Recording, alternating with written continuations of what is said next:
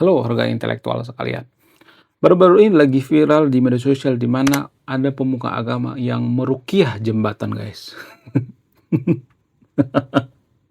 Bayangkan jembatan diruqyah dengan kurang lebih 3.000 sampai 5.000 liter air, guys. Wow, luar biasa. Nah, yang jadi pertanyaan, apakah ruqyah ini bisa dibuktikan secara ilmiah? Apakah ruqyah ini terbukti secara ilmiah? Apakah ruqyah ini bisa diilmiahkan? Apakah ruqyah ini bagian daripada logika mistika? Bagaimana fakta yang sebenarnya terhadap ruqyah ini?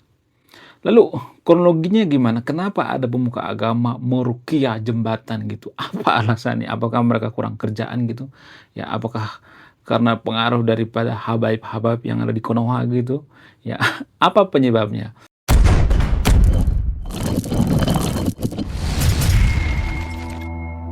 Jadi baru-baru ini lagi ramai di media sosial di mana pemuka agama meruqyah jembatan Marelang di Batam, guys. Jadi jembatan ini kan sangat-sangat populer ya di Batam ya. Jembatan yang sangat-sangat luar biasa, tinggi, ya panjang gitu. Ya, dan banyak orang pergi ke sana berwisata gitu ya, foto-foto dan sebagainya. Namun di balik keindahan daripada jembatan Barelang ini menyimpan sejarah kelam yang sangat luar biasa. Apa itu? Ada banyak orang yang gundir di sana. Mohon maaf ya, saya plesetin ya. Kalau saya ngomong yang sebenarnya nanti video ini banned, guys ya, karena ini sensitif. Ada banyak orang yang gundir di sana. Mungkin Anda sudah mengerti apa yang saya maksud ya. Dan karena banyaknya orang yang gundir di sana, maka pemuka-pemuka agama yang ada di sana itu berpikir, kenapa banyak orang yang gundir di sana? Ya, jadi kalau menurut data ya kurang lebih 10 sampai 35 orang ya per tahun di sana orang yang melakukan gundir di jembatan Marelang ini. Ada juga yang selamat tapi kebanyakan nggak selamat sih ya. Kenapa? Karena tinggi banget gitu dari atas ke bawah. Sehingga ya kalau ada orang yang lompat dari atas itu ya sangat-sangat mustahil ya kalau bisa diselamatkan ya. Ya kalau bisa diselamatkan pasti kecelakaan berat lah. Nah, yang jadi pertanyaan, kok bisa ada kepikiran gitu ya pemuka agama di Konoha itu berpikir kalau di jembatan ini banyak orang gundir, maka kita akan ruqyah gitu. Kenapa solusinya ruqyah gitu? Kenapa pemikirannya ke situ gitu? Saya tuh nggak habis pikir ya, kenapa banyak orang percaya bahwa ruqyah ini menyembuhkan penyakit bernama gundir yang ada di jembatan Marelang ini. Banyak orang meninggal di sana gitu. Apakah ini solusi gitu? Apakah ini bisa dibuktikan secara ilmiah? Coba saya mau naik sama yang nonton video ini ya, apakah ini solusi atau tidak? Jadi saya tidak hanya mengkritik ya, saya juga memberikan solusi. Ya, artinya gini, saya bertanggung jawab ya. Saya sepakat dengan Pak Ahok. Pak Ahok itu pernah mengatakan, kalau Anda pintar ngajar gitu, kalau Anda bodoh nurut gitu. Saya setuju dengan omongan Pak Ahok ya. Jadi dalam hal ini ya, saya tidak hanya mengkritik, saya juga memberikan solusi. Lalu apa solusinya? Selain daripada ruqyah sialan itu ya. Jadi solusinya yaitu tentang psikolog. Ya, psikolog ya. Kalau ada orang gundir itu berarti mereka butuh yang namanya psikolog, bukan dukun gitu ya, bukan jampi-jampi gitu ya dan lain sebagainya, bukan diruqyah, bukan. Psikolog. Karena orang yang gundir itu kan mereka bermasalah secara psikolog ya, secara psikologi dan lain sebagainya. Kita nggak tahu apa masalahnya gitu ya. Siapa tahu mereka ya patah hati gitu ya kan, diputusin sama pacarnya, kemudian siapa tahu ada yang cerai gitu kan, kemudian ada yang masalah ekonomi ya. Jadi kalau misalnya ada orang yang patah hati gitu ya, terus masalah ekonomi gitu, kemudian ya ada masalah-masalah lain gitu. Lalu apa hubungannya dengan ruqyah gitu ya kan? Nih ada nih misalnya nih ada orang nih ya, misalnya nih masalah ekonomi misalnya. Ya, misalnya dia dikejar-kejar sama debt collector misalnya. Dia sering minjem duit ke orang misalnya ya. Misalnya nih ya dia bikin usaha bangkrut nih usaha nih ya. Lalu dia dikejar-kejar sama debt collector ya. Lalu dia gundir misalnya. Nah, datang tuh pemuka agama ya, ujuk-ujuk gitu. jembatan tuh di ruqyah gitu. Kan nggak ada hubungannya, nggak nyambung. Apakah ini menyelesaikan masalah? Enggak kan? Harusnya kita pelajari korbannya gitu ya. Dari mana kita mempelajari korbannya? Kita bisa melakukan berbagai cara. Orang psikolog itu bisa melakukan berbagai cara ya. Ya, bisa dengan cara mewawancarai keluarganya gitu, istrinya, anak dan sebagainya, supaya tidak ada lagi orang seperti ini gitu. Ya, cuman di Konoha itu ya, kalau orang pergi ke psikolog itu ya dianggap gila. Sementara kalau pergi ke dukun itu dianggap biasa gitu. Ini kan sesuatu yang aneh ya kalau saya perhatikan ya. Jadi ciri-ciri negara maju itu kalau kita ke psikolog itu hal biasa. Tapi kalau kita ke dukun itu hal biasa, itu kita nggak maju guys. Justru negara maju kalau pergi ke dukun itu diketawain. Ya, cuman kalau di Konoha kan kebalik ya. Itulah alasannya kenapa kita nggak maju ya, karena pemikiran masyarakatnya itu nggak maju gitu. Ya, nggak jadi masalah ya, pergi ke psikolog nggak jadi masalah ya. Cuman di Konoha aja ya kalau misalnya orang pergi ke psikolog itu dianggap gila, enggak. Karena gini guys, orang psikolog ini yang mengerti gitu ya. Mengerti, ibaratnya gini guys ya, motor kita rusak nih ya. Katakanlah misalnya, businya rusak misalnya, nggak bisa hidup ya motor kita. Lalu kita ruqyah gitu kan nggak nyambung ya kan. Lalu dibacain air doa gitu, diruqyah, kan nggak nyambung. Harusnya yang diganti apa? Businya gitu. Psikolog juga seperti itu. Kalau misalnya nih kita punya masalah nih ya, masalah yang bisa memecahkan masalah kita ini bisa aja psikolog gitu, atau dokter gitu, iya kan? Karena psikolog itu kan mereka kuliah guys, kuliah di UI, mereka kuliahnya biasanya UI atau universitas-universitas ternama gitu. Deddy Corbuzier aja ngambil psikolog guys, bayangkan ya. Orang-orang berpendidikan itu biasanya nggak semuanya tapi ya mereka percaya psikolog kok ya. Karena mereka mengetahui gitu, sama seperti motor tadi gitu. Ibarat bengkel ya, yang psikolog itu seperti bengkel gitu. Kalau misalnya ada seseorang itu yang bermasalah, misalnya nih ya masalah putus sama pacarnya. Nah, psikolog ini tahu gimana nge-treatment gitu ya, dan kita bisa leluasa ngobrol sama psikolog tanpa rahasia kita bocor gitu. Ya, kalau kita suruh ke orang lain kan bisa bocor ya, tapi kalau ke psikolog kan ada undang-undangnya itu, ada hukumnya, nggak boleh dibocorin gitu. Itulah enaknya pergi ke psikolog. Cuman di Konoha itu ya, orang pergi ke psikolog itu dianggap gila gitu. Ya, dulu pernah viral tuh ya, Teh Kumaila kalau nggak salah ya, admin daripada Forbidden Question ya, Kumaila Hakimah. Nah, dia dulu pernah pergi ke psikolog. Nah, ketika dia pergi ke psikolog tuh ya, dia viral tuh ya, viral tentang ya tentang bahas agama lah gitu. Ya, kemudian warga Konoha itu rame-rame gitu ngehujat Teh Kumaila. Lalu diungkit-ungkit lagi tuh ya ketika dia pernah curhat pergi ke psikolog. Jadi warga Konoha itu sangat asing dengan psikolog gitu ya. Apa salahnya ya? Sama seperti kasus Teh Kumaila. Ya, dikata-katain gila gitu ya karena pergi ke psikolog gitu. Ya, itu yang jadi permasalahan kalau saya perhatikan ya. Apa salahnya sih pergi ke psikolog gitu? Itu menurut saya paling rasional gitu. Itu paling masuk akal ya. Cuman di Konoha itu kalau pergi ke psikolog itu dianggap gila, tapi pergi ke dukun itu dianggap waras gitu kan, ngaco ya kan. Padahal kan dukun kan nggak ngerti apa-apa gitu. Misalnya nih ya kita masalah patah hati gitu, lalu dikasih jampi-jampi kan nggak ngaruh gitu. Apa ngaruhnya gitu ya kan? Orang psikolog itu kan mengerti gitu cara treatment seperti apa, ya apa yang dilakukan gitu ya untuk menyelesaikan masalahnya gitu. Ya kalau misalnya masalah keuangan, psikolog akan ya memberikan wejangan-wejangan atau ya ada khusus gitu bagian orang yang mengerti keuangan gitu, literasi keuangan gitu. Jadi psikolog akan mengarahkan gitu ke tempat yang benar gitu. Sama seperti bengkel misalnya nih ya. Kalau misalnya nih businya nggak ada di bengkel misalnya nih ya, di bengkel motor. Ya mereka akan arahkan ke tempat lain gitu yang ada businya gitu. Sama seperti itu guys. Ya, cuman warga Konoha itu aduh susah ya. Kalau negara yang kurang maju itu dikasih tahu bahwa ke psikolog itu bukan orang gila. Ya.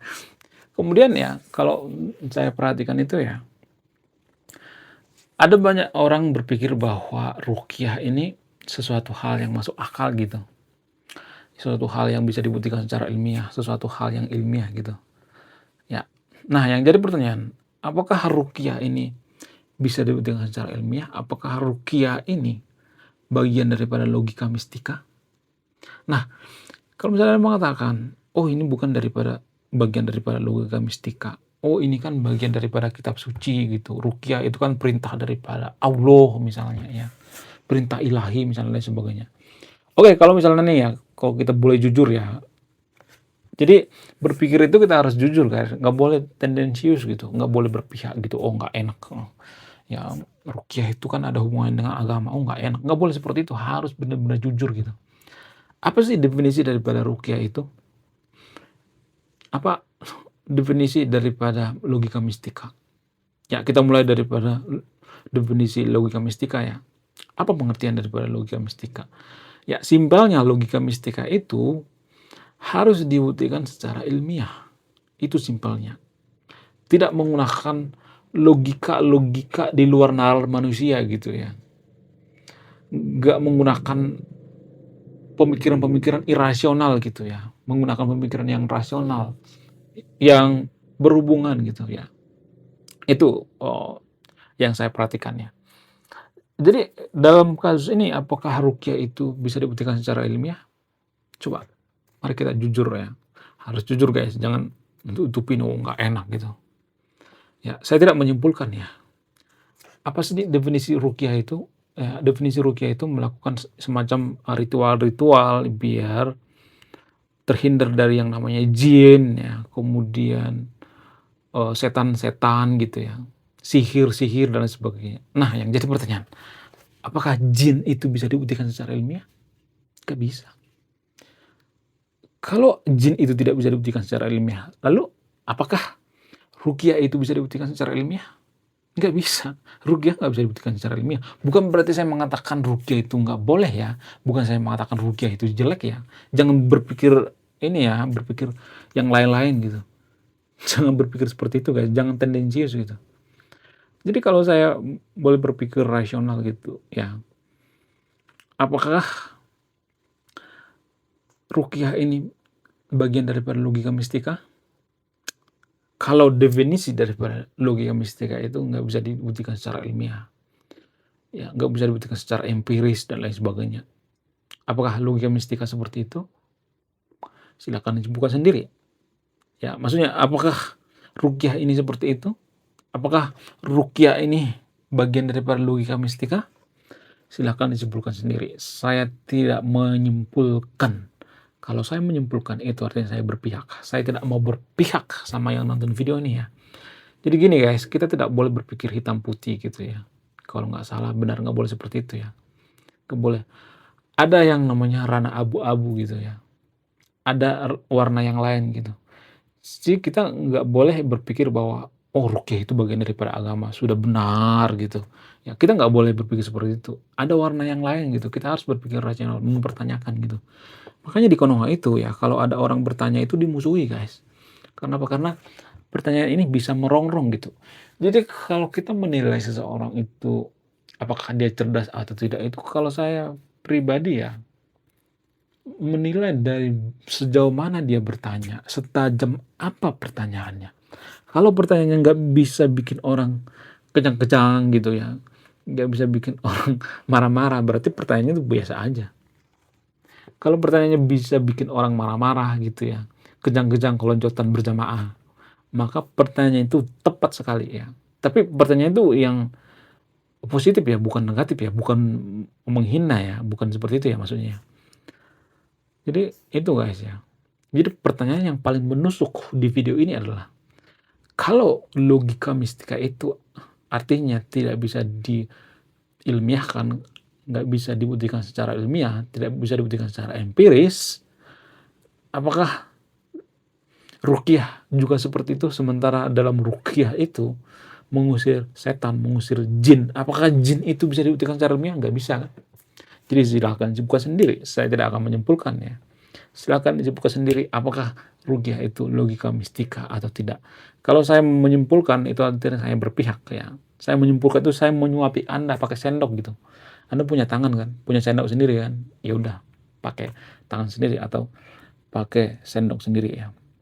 Kemudian secara antropologi ya, kalau kita berpikir secara antropologi itu, kenapa warga Konoha itu banyak yang berpikir secara logika mistika gitu. Apa alasannya? Jadi di sini saya tidak menyalahkan logika mistika itu sendiri, saya tidak menyalahkan warga Konoha ya. Karena kalau saya perhatikan ya, kadangkala logika mistika ini juga ada gunanya guys ya. Saya tidak hitam putih di sini ya, ada warna yang lain ya. Makanya saya katakan ya, kita nggak boleh berpikirnya hitam putih ya. Contoh misalnya nih, ada ritual-ritual leluhur kita yang menurut saya itu nggak bisa dibuktikan secara ilmiah, tapi ada manfaatnya gitu. Manfaat itu luar biasa gitu. Apa itu? Sesajen. Jadi kalau saya perhatikan di Konoha itu kan ada semacam ritual memberikan sesajen ke hutan misalnya, ya, hutan keramat gitu, hutan larangan dan lain sebagainya. Nah, ketika sesajen ini ditabur di hutan tersebut, maka biasanya orang-orang akan takut menebang pohon di sana, akan takut merusak hutan, akan takut menggunduli hutannya gitu ya, takut menyentuh. Kenapa? Karena orang-orang percaya yang namanya logika mistika. Nah, yang jadi pertanyaan, apakah ini mempengaruhi gitu? Apakah ini berdampak baik? Ya kalau menurut saya pribadi berdampak baik ya. Sangat berdampak baik. Baik banget ya kalau saya perhatikan. Ya.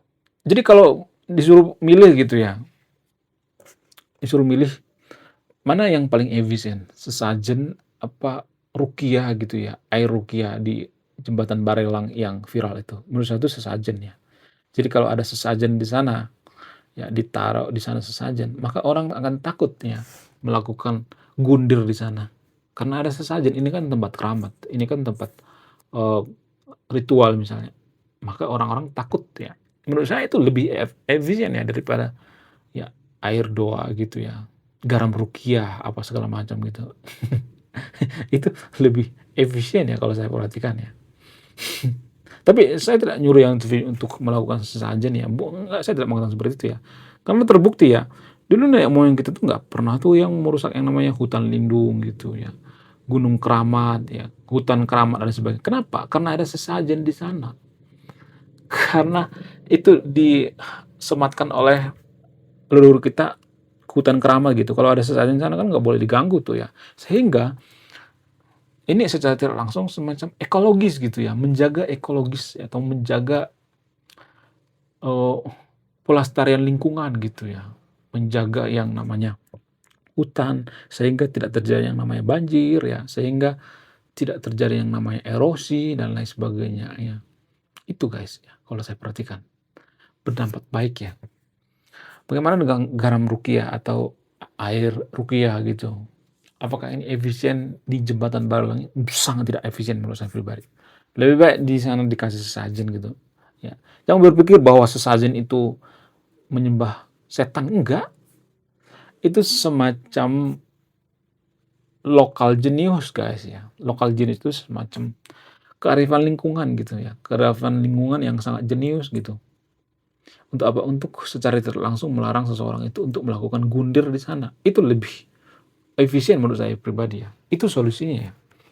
Jadi saya tidak hanya mengkritik, saya juga memberikan solusi ya. Kemudian kalau saya perhatikan itu ya, kenapa warga Konoha itu dominan berpikir itu secara antropologi itu berpikir logika mistika gitu, apa alasannya? Salah satu alasan yang paling mempengaruhi itu karena daerah kita tuh yang tropis guys.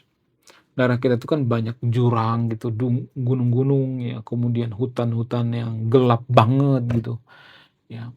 Banyak pohon-pohon dan sebagainya. Sehingga secara tidak langsung kita itu secara antropologi ya, otak kita menangkap bahwa, oh ini penuh misteri gitu.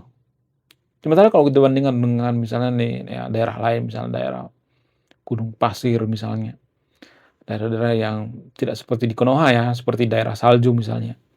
Kan mereka kan nggak terlalu berpikir logika mistika kan, kenapa? Karena kontur tanah mereka atau geografis mereka itu nggak seperti itu ya. Salju di mana-mana, misalnya di Eropa gitu memutih. Jadi kalau misalnya ada hantu jalan di situ pasti kelihatan. Ya. Cuman Konoha kan percaya hantu, tapi nggak pernah dilihat gitu. Makanya orang-orang bule itu heran banget gitu dengan warga Konoha. Kenapa warga Konoha itu bisa melihat hantu, sementara orang bule nggak pernah melihat hantu. Kenapa seperti itu? Karena faktor lingkungan, guys. Ya di Eropa itu kan salju, kemudian di Timur Tengah itu kan gurun, sehingga mereka tidak terlalu percaya yang namanya hantu. Ya kalau ada hantu pasti kelihatan dong. Kalau Konoha kan nggak ada pohon-pohon gitu, ada jurang gitu, ada tebing-tebing, ada laut dan sebagainya. Jadi penuh dengan misteri. Sehingga apa? Sehingga ini mempengaruhi pola pikir kita. Sehingga kita berpikirnya itu sangat-sangat logika mistika.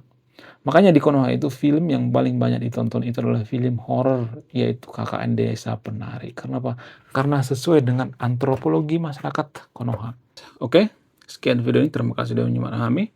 Saya kaum intelektual, salam rasional.